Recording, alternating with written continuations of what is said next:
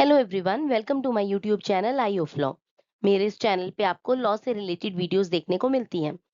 आज की जो वीडियो का टॉपिक है वो है इमरजेंसी और एसेलरेटेड असेसमेंट, जिसको हम हिंदी में बोलते हैं आपातकालीन या त्वरित मूल्यांकन। आईटी एक्ट के सेक्शन नंबर 172 से लेकर सेक्शन नंबर 175 तक इमरजेंसी असेसमेंट या फिर कहें आपातकालीन मूल्यांकन के बारे में बताया गया है। इसको ही हम डिटेल में समझते हैं।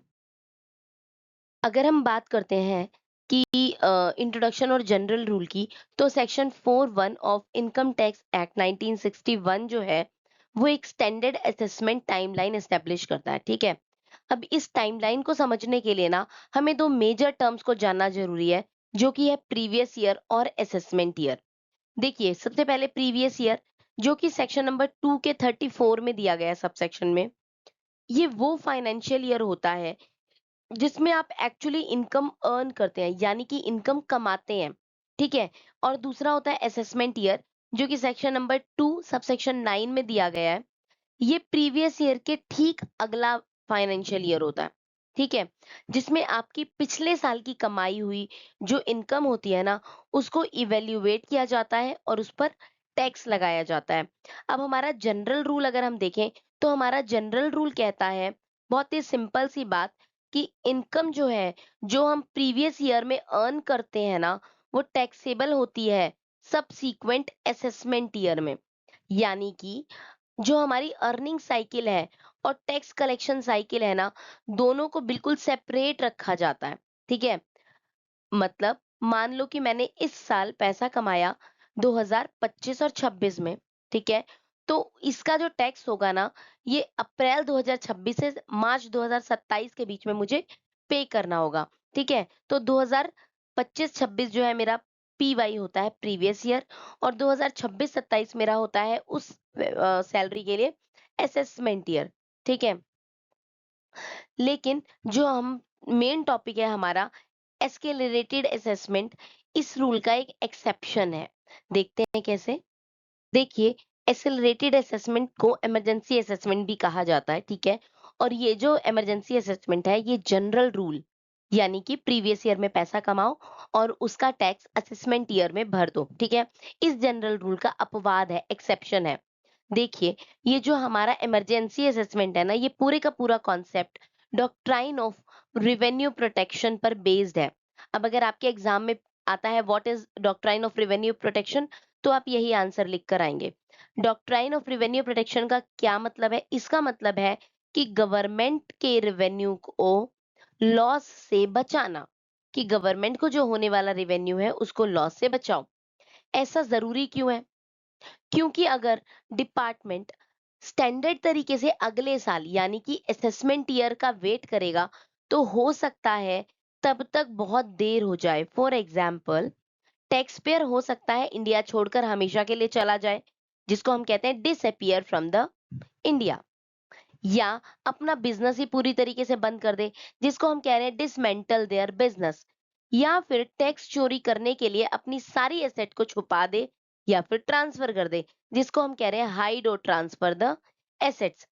इसलिए बाय डेफिनेशन ये एक ऐसा स्टैट्यूटरी मैकेनिज्म है जो इनकम टैक्स डिपार्टमेंट को अलाउ करता है कि वो इनकम पर उसी फाइनेंशियल ईयर में टैक्स एसएससी से कलेक्ट कर लें। ठीक है, जिसमें उसने उसे कमाया है, जिस ईयर में पैसा कमाया गया है, उसी में ही टैक्स को कलेक्ट कर लें।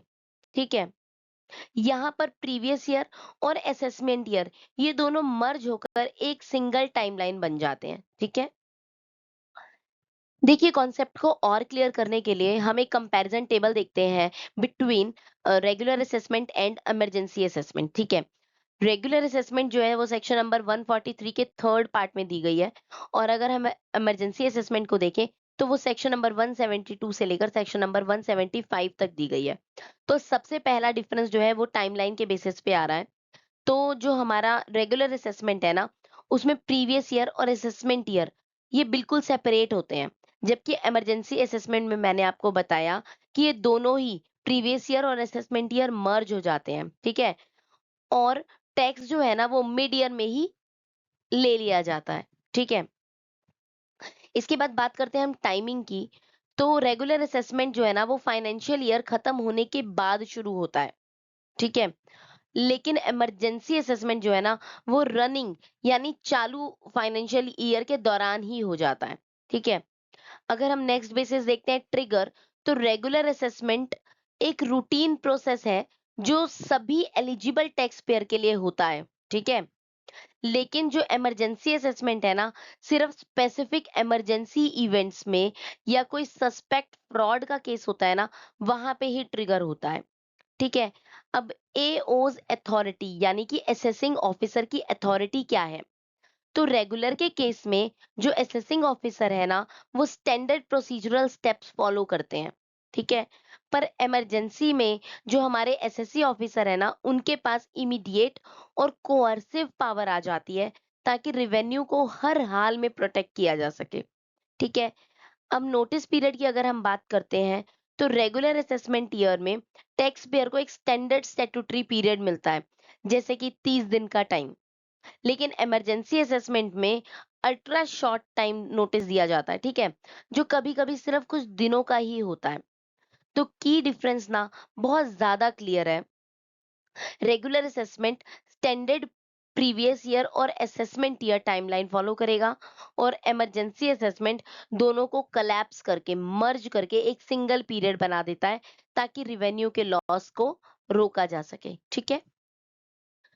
देखिए, अब हम बात करते हैं वो स्टैट्यूटरी सर्कमस्टांसेस यानी कि स्पेसिफिक कंडीशंस या सिचुएशंस जहां पे इमरजेंसी असेसमेंट को किया जा सकता है, ठीक है?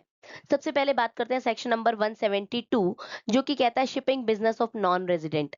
अब देखिए, ये सेक्शन डील करता है उन फॉरेन शिप से जो इंडियन पोर्ट पर आते हैं। अब क्योंकि वो नॉन रेजिडेंट फॉर इंडिया है, तो इसके लिए उन शिप्स के पोर्ट को छोड़ने से पहले ही उनकी इनकम को एसेस करके टैक्स ले लिया जाता है, ठीक है? दूसरा सेक्शन है सेक्शन नंबर 174 यानी कि पर्सन डिपार्टिंग फ्रॉम इंडिया। मतलब कि ये सेक्शन बात करता है उन इंडिविजुअल्स की जो इंडिया छोड़कर जा रहे हैं और उनका फिलहाल वापस इंडिया आने का कोई इंटेंशन नहीं है, ठीक है? तीसरा सेक्शन है सेक्शन नंबर 174 ए जो बात करता है एओपी और बीओआई फॉर शॉर्ट ड्यूरेशन। मतलब उन टेम्पररी एंटिटीज यानी एओपी एसोसिएशन ऑफ पर्सन या बीओआई बॉडी ऑफ इंडिविजुअल्स जो किसी शॉर्ट इवेंट या पर्पस के लिए बनाई गई थी और अब जल्दी ही डिसॉल्व होने वाली हैं। फोर्थ है 175 सेक्शन, मतलब transferring property to evade tax. अगर डिपार्टमेंट को लगता है कि कोई पर्सन टैक्स को चोरी करने के लिए फ्रॉडुलेंटली धोखे से अपनी एसेट्स या फिर अपनी प्रॉपर्टी को किसी के नाम पे ट्रांसफर कर रहा है तो उसका असेसमेंट तुरंत कर लिया जाता है, ठीक है? इसके अलावा एक और पॉइंट हम इसके अंदर ऐड करेंगे जो कि है सेक्शन नंबर 176 जो कि कहता है डिसकंटिन्यूड बिजनेस। जो उन बिजनेस पर लगता है जो साल के बीच में ही परमानेंटली बंद हो जाते हैं, ठीक है? इन्हीं स्पेसिफिक कंडीशंस के अंदर इनकम टैक्स डिपार्टमेंट के पास जो है इमरजेंसी असेसमेंट शुरू करने की स्टैट्यूटरी पावर होती है, ठीक है? अब इन सभी सेक्शंस को एक बार हम डिटेल्स में देखते हैं। बात करते हैं सबसे पहले section number 172 shipping business of non residents. जो इसकी एप्लीकेबिलिटी होती है ना वो बहुत सिंपल है। ये उन नॉन रेजिडेंट्स पर लग जाता है जो शिप्स के ओनर हैं या उन्हें चार्टर करते हैं, ठीक है? और उनके शिप्स इंडियन पोर्ट पर एंटर करते हैं। यहाँ पर जो इमरजेंसी सिचुएशन क्या बनती है कि एक फॉरेन शिप इंडियन पोर्ट पर आता है, यहाँ से पैसेंजर्स, गुड्स या फिर माल को लोड करके और उनका फॉरेन चार्जेस कलेक्ट करके वापस जाने की तैयारी करता है, ठीक है? अब क्योंकि उस शिप का जो ओनर है वो इंडिया का कोई परमानेंट प्लेस ऑफ बिजनेस तो है नहीं, ठीक है? तो इसलिए अगले फाइनेंशियल ईयर तक का वेट करना एक रिस्क हो जाता है, बहुत बड़ा रिस्क हो जाता है। तो वो शिप एक बार चला गया तो उसे टैक्स रिकवर करना इम्पॉसिबल हो जाएगा। तो इस रिस्क को खत्म करने के लिए कानून में एक लीगल मैकेनिज्म बनाया गया जिससे तीन मेन स्टेप्स हैं, ठीक है? पहला स्टेप यहाँ पे लिखा हुआ है कि शिप का जो कैप्टन है या मास्टर है ना उसको सेल करने से पहले यानी पोर्ट छोड़ने से पहले अपनी कमाई का एक रिटर्न ऑफ अर्निंग फाइल करना होगा, ठीक है? सेकंड स्टेप है जो सबसे इंपॉर्टेंट है, जितना भी टोटल फ्राइट अमाउंट कलेक्ट किया गया है ना उसका 7.5% अमाउंट डीम टैक्सेबल प्रॉफिट माना जाता है। यानी पूरा अमाउंट पर नहीं, बल्कि उस 7.5% को हम टैक्सेबल इनकम मानते हैं। ठीक है? इसके बाद नेक्स्ट पॉइंट आता है कि जो कस्टम्स डिपार्टमेंट उस शिप को तब तक पोर्ट क्लियरेंस यानी पोर्ट छोड़ने की इजाजत नहीं देंगे जब तक असेसिंग ऑफिसर ये क्लैरिटी ना कर दे कि उसका टैक्स पूरी तरीके से क्लियर हो चुका है। ठीक है? तो सेक्शन 172 बिल्कुल क्लियर है, ना टैक्स क्लियरेंस मिलेगा, ना शिप पोर्ट से बाहर जाएगा। अब आते हैं नेक्स्ट सिनेरियो पे, जो कि है section 174, person departing from India. इसकी एप्लीकेबिलिटी की अगर हम बात करें, तो ये किसी भी इंडिविजुअल पर लग सकता है, चाहे वो रेजिडेंट है या फिर वो नॉन रेजिडेंट है। ठीक है? यहाँ पर इमरजेंसी सिचुएशन ये बताती है कि जब आपका असेसिंग ऑफिसर, उसके पास रीजन टू बिलीव हो यानी ठोस सबूत हो, या कोई ऐसी वजह हो ये मानने की कि कोई इंडिविजुअल करंट फाइनेंशियल ईयर के दौरान ही इंडिया छोड़कर जा रहा है और उसका वापस आने का कोई प्रेजेंट इंटेंशन नहीं है।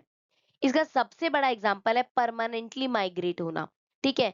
ये सारे इसमें क्या होता है, जो बंदा होता है वो अपने सारे लोकल बैंक अकाउंट्स को ना क्लोज कर देता है। ऐसी सिचुएशन में डिपार्टमेंट लीगल मैकेनिज्म यूज करती है, वो 3 स्टेप्स में लिखा हुआ है। सबसे पहला, जो आपका असेसिंग ऑफिसर है, उस पर्सन की इनकम को कैलकुलेट करता है 1 अप्रैल से लेकर उसके एस्टिमेट डिपार्चर डेट तक। ठीक है? इसके बाद दूसरा स्टेप आता है, इस 1 अप्रैल टू डिपार्चर डेट के दौरान जो भी ब्रोकन पीरियड को एक सेपरेट टैक्सेबल यूनिट माना जाता है। ठीक है? यानी पूरे साल का वेट नहीं होगा, इस टूटे हुए पीरियड की इनकम को अलग से असेस किया जाएगा। थर्ड स्टेप आएगा, उस इंडिविजुअल को एक शॉर्ट टर्म नोटिस इशू किया जाता है, जिसमें उसे हिदायत दी जाती है कि वो अपना रिटर्न फाइल करे और इंडिया छोड़ने से पहले अपने सारे ड्यूज तुरंत पे करे। सिंपल शब्दों में अगर कहें, तो अगर आप हमेशा के लिए इंडिया छोड़ रहे हैं, तो सरकार पहले अपना हिसाब किताब पूरा करेगी, फिर आपको जाने देगी। अब आते हैं अपने अगले सेक्शन पे, यानी कि सेक्शन नंबर 174 ए, जो कि बात करता है एओपी और बीओआई फॉर शॉर्ट ड्यूरेशन। ठीक है? इसकी एप्लीकेबिलिटी होती है एसोसिएशन ऑफ पर्सन यानी कि एओपी पे, बॉडी ऑफ इंडिविजुअल्स यानी कि बीओआई पे, या किसी आर्टिफिशियल जुडिशियल पर्सन्स पर। ठीक है? अगर यहाँ पर इमरजेंसी सिचुएशन देखें, तो कुछ टेम्पररी एंटिटीज बनाई जाती हैं किसी ब्रीफ प्रोजेक्ट या फिर स्पेसिफिक इवेंट के लिए, जैसे कोई 2 वीक का मेगा इवेंट मैनेज करना हो। ठीक है? या कोई single short term construction project हो। जैसे ही वो काम खत्म हो जाएगा ना, तो ये एंटिटी खुद ही डिसॉल्व हो जाएंगी और सारे का सारा प्रॉफिट अपने मेंबर्स में डिस्ट्रीब्यूट करने के लिए तैयारी कर लेंगी। ठीक है? ऐसे में डिपार्टमेंट के सामने दिक्कत आती है कि अगर एंटिटी डिसॉल्व हो जाएंगी, तो बाद में टैक्स किस पर लगाएंगे। इसलिए इस प्रोविजन का मेन मकसद ये है कि प्रिवेंट प्रॉफिट स्कैटरिंग। ठीक है? प्रिवेंट प्रॉफिट स्कैटरिंग यानी एंटिटी का डिसॉल्व होने से पहले ही उसके मेंबर्स पर टैक्स लगा देना। ठीक है? इसके लीगल मैकेनिज्म में 3 स्टेप शामिल हैं। वही सबसे पहले एओ ऐसी एंटिटी को आइडेंटिफाई करता है जो उसी सेम फाइनेंशियल ईयर के अंदर डिसॉल्व होने वाली हैं। ठीक है? दूसरा, अप्रैल 1 से लेकर उस जो उस एंटिटी है, उसके एक्सपेक्टेड डिसोल्यूशन की डेट तक की पूरी इनकम को कैलकुलेट किया जाता है। तीसरा, टैक्स को तुरंत एसएससी किया जाता है, एसएससी को दे दिया जाता है बल्कि, ताकि जो एंटिटी के मेंबर्स है ना, वो अनटैक्स्ड प्रॉफिट्स लेकर अलग-अलग ना हो सके। ठीक है? स्कैटर ना हो जाए वो सारे मेंबर्स। तो इन शॉर्ट अगर हम बात करें, तो बिजनेस खत्म तो टैक्स का हिसाब भी तुरंत ही खत्म करो। ठीक है? देखिए, अब नेक्स्ट है section number 175, property transfer to evade tax. ठीक है? इसकी एप्लीकेबिलिटी उन टैक्स पेयर पर होती है जो फिलहाल किसी टैक्स प्रोसीडिंग या फिर इन्वेस्टिगेशंस को फेस कर रहे हैं। यहाँ पर इमरजेंसी सिचुएशन तब बन जाती है जब असेसिंग ऑफिसर को ये पता चलता है कि टैक्स पेयर अपनी एसेट्स, जैसे कि अपनी जमीन हो गई, बिल्डिंग हो गई या गोल्ड हो गया, उसको बहुत तेजी से सेल कर रहा है, गिफ्ट कर रहा है, कंसील या फिर ट्रांसफर करने की कोशिश कर रहा है। ठीक है? अगर उसकी नियत यानी कि वो डेलिबरेट इंटेंट ये है कि फ्यूचर में जब डिपार्टमेंट टैक्स रिकवर करने आए, तो उसके पास देने के लिए कुछ बचे ही नहीं और रिकवरी फ्रस्ट्रेट हो जाए, ठीक है? तो ऐसे फ्रॉडुलेंट मूव्स को रोकने के लिए डिपार्टमेंट के पास एसेट अटैचमेंट पावर होती है, जो इन ट्रांसफर को उनके ट्रैक्स में ही रोक देती है, ठीक है? तो मतलब जब ये ट्रांसफर का प्रोसेस चल रहा होता है, बीच में ही उसको रोक देगी। लीगल मैकेनिज्म जो है 3 तरीके से काम करता है। पहला, एओ जो है आपका असेसिंग ऑफिसर, वो बिना किसी देरी के टैक्स पेयर की करंट इनकम का असेसमेंट इंस्टेंटली एस्केलेरेट कर देता है, ठीक है? दूसरा स्टेप आता है, ऐसा करने से रिकॉर्ड पर एक इमीडिएट ऑफिशियल टैक्स डेब्ट क्रिएट हो जाता है, ठीक है? यानी कानूनी तौर पर टैक्स पेयर पर एक लायबिलिटी खड़ी हो जाती है। थर्ड स्टेप में आता है, जैसे ही टैक्स डेब्ट क्रिएट होता है, डिपार्टमेंट के पास ये कानूनी हक आ जाता है कि वो उन प्रॉपर्टीज को अटैच कर सके या उन पर लियन प्लेस कर सके, ठीक है? इससे वो फ्रॉडुलेंट प्रॉपर्टी जो है ट्रांसफर वहीं के वहीं रोक दिया जाता है, ब्लॉक कर दिया जाता है। अगर शॉर्ट में हम बात करें तो सेक्शन 175 डिपार्टमेंट को पावर देता है कि वो टैक्स पेयर को अपनी एसेट छुपाकर टैक्स से भागने ना दे, ठीक है? देखिए, अब तक हमने देखा कि इमरजेंसी असेसमेंट के जो केसेस है ना, उसमें असेसिंग ऑफिसर यानी कि एओए के पास बहुत सारी एक्स्ट्रा ऑर्डिनरी और कोअर्सिव पावर होती है। लेकिन इसका मतलब ये बिल्कुल नहीं है कि एओए अपनी मर्जी से जो चाहे वो कर सकता है, ठीक है? कानून ने एओ पर ना कुछ स्ट्रिक्ट बाउंड्रीज या फिर रिस्ट्रिक्शंस लगाई हैं, ताकि इन पावर्स का जो है ना, वो मिसयूज ना हो सके, ठीक है? अब ये देखो, ये जो सेफगार्ड्स हैं या फिर जो बाउंड्रीज हैं, वो लिमिटेशंस है, वो कौन सी हैं? पहला है रिकॉर्डिंग रीजन टू बिलीव, ठीक है? एओ सिर्फ शक के बुनियाद पर हवा में असेसमेंट शुरू नहीं कर सकता। उसके पास एक ठोस सबूत होना चाहिए, एक ऑब्जेक्टिव और टेंजिबल मटेरियल होना चाहिए, जैसे कि टैक्स पेयर की एक वन वे इंटरनेशनल टिकट दिखा दे वो, प्रॉपर्टी लिक्विडेशन के क्लियर सबूत होंगे उसके पास, या बिजनेस क्लोजर के डॉक्यूमेंट्स होंगे। और सबसे जरूरी बात, एओ को ये सारे जो रीजंस है ना, वो फॉर्मली रिकेट मतलब रिटर्न में देने होंगे, ठीक है? रिटर्न उसका रिटर्न रिकॉर्ड रखना पड़ेगा, ठीक है? सेकंड पॉइंट आता है प्रिंसिपल ऑफ नेचुरल जस्टिस, ठीक है? अब देखिए, चाहे इमरजेंसी सिचुएशन हो और नोटिस पीरियड को शॉर्ट करके 1 हफ्ते या उससे भी कम कर दिया गया हो, फिर भी टैक्स पेयर को एक reasonable opportunity of being heard दी जानी चाहिए, ठीक है? यानी टैक्स पेयर को जो है वो अपनी इनकम और सिचुएशन को एक्सप्लेन करने का मौका जरूर दिया जाना चाहिए। इसके बाद थर्ड पॉइंट आता है हमारा, जो सबसे ज्यादा बड़ा सेफगार्ड है, judicial review under section under article 226। देखिए, अगर टैक्स पेयर को लगता है कि उसके साथ गलत हुआ है, तो वो रिट पिटीशन के जरिए डायरेक्टली हाई कोर्ट को अप्रोच कर सकता है। कोर्ट एओए के रिकॉर्डिंग रीजंस, बाकी जो भी जितने भी सबूत हैं, इनको स्ट्रिक्टली इंस्पेक्ट करेगी, ठीक है?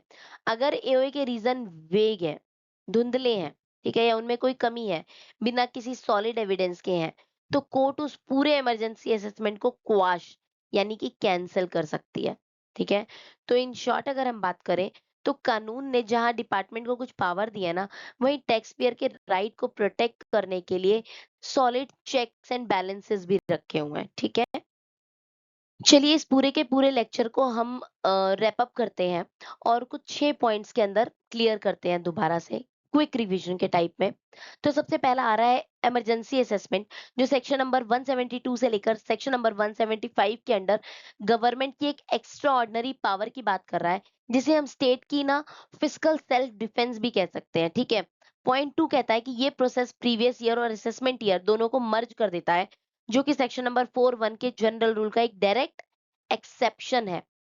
थर्ड पॉइंट कहता है कि ये मैकेनिज्म स्पेसिफिक सिनेरियोज में ही अप्लाई होता है, जैसे नॉन रेजिडेंट का शिपिंग बिजनेस हो गया, डिपार्टिंग इंडिविजुअल्स हो गए, शॉर्ट टर्म एओपी या बीओआई हो गई, या फिर फ्रॉडुलेंट प्रॉपर्टी ट्रांसफर हो गया। ये कुछ पॉइंट्स हैं। अब नंबर पॉइंट 4 कहता है कि किसी भी तरह की एक्शन लेने से पहले असेसिंग ऑफिसर के लिए ये मैंडेटरी है कि उसके पास ऑब्जेक्टिव और टेंजिबल रीजंस होने चाहिए, रीजन टू बिलीव हो, ठीक है? और वो उससे रिटर्न में रिकॉर्ड करके रखे हुए हो, ठीक है? पॉइंट नंबर 5 कहता है टैक्स पेयर के पास सॉलिड सेफगार्ड्स हैं, जैसे प्रिंसिपल ऑफ नेचुरल जस्टिस के तहत सुनवाई का मौका मिलना, और आर्टिकल 226 के अंडर हाई कोर्ट में जुडिशियल रिव्यू का ऑप्शन होना, ठीक है। एंड फाइनली पॉइंट नंबर 6 हमें कहता है ये पूरा सिस्टम एडमिनिस्ट्रेटिव स्पीड और जुडिशियल चेक पॉइंट्स के बीच एक परफेक्ट बैलेंस मेंटेन करता है, जिसे बिना रूल ऑफ लॉ के कॉम्प्रोमाइज किए किसी भी नैशनल रेवेन्यू को प्रोटेक्ट किया जा सकता है, ठीक है। अगर हम इस पूरे टॉपिक को कंक्लूड करें तो सेक्शन नंबर 172 से 175 इनकम टैक्स कानून के वो वाइटल स्टैट्यूटरी एक्सेप्शंस हैं जो ये इंश्योर करते हैं कि चाहे वो मोबाइल शिपिंग ऑपरेशंस हो, परमानेंटली इंडिया छोड़कर जाने वाले इंडिविजुअल्स हो, शॉर्ट टर्म या कोई जॉइंट वेंचर हो, या फिर कोई फ्रॉडुलेंट टैक्स इवेडर्स हो, ये सभी लोग प्रोसीजरल टाइमलाइन का फायदा उठाकर अपनी सिविक लाइबिलिटी यानी कि टैक्स देने की जिम्मेदारी से भाग नहीं सकते हैं, ठीक है। ये पूरे के प्रोविजन का जो ढांचा है ना, दो मेन पिलर्स पर खड़ा है। पहला है एडमिनिस्ट्रेटिव स्पीड, जिसका काम है बिना किसी देरी के नेशनल रेवेन्यू को प्रोटेक्ट करना, और दूसरा है जुडिशियल चेक पॉइंट्स, जो कानून के दायरे में रहकर रूल ऑफ लॉ को सेफगार्ड भी करता है, ठीक है। तो इन शॉर्ट अगर हम देखें तो इमरजेंसी असेसमेंट का पूरा ऑब्जेक्टिव यही है, revenue protection without compromising the rule of law, यानी देश के रेवेन्यू को भी सेफ रखना और टैक्स पेयर के साथ हमेशा इंसाफ भी हो, ये भी ध्यान रखना। इसके साथ ही हमारा ये टॉपिक खत्म होता है। अगर आपको इस टॉपिक के से रिलेटेड कोई भी डाउट है तो आप मुझे कमेंट सेक्शन में कमेंट कर सकते हैं, मैं उस डाउट को सॉल्व करूंगी। अगर आपको मेरा वीडियो पसंद आया तो आप प्लीज मेरे वीडियो को लाइक करिए, मेरे चैनल को सब्सक्राइब करिए और मेरी वीडियोस को शेयर करिए। Thanks for watching.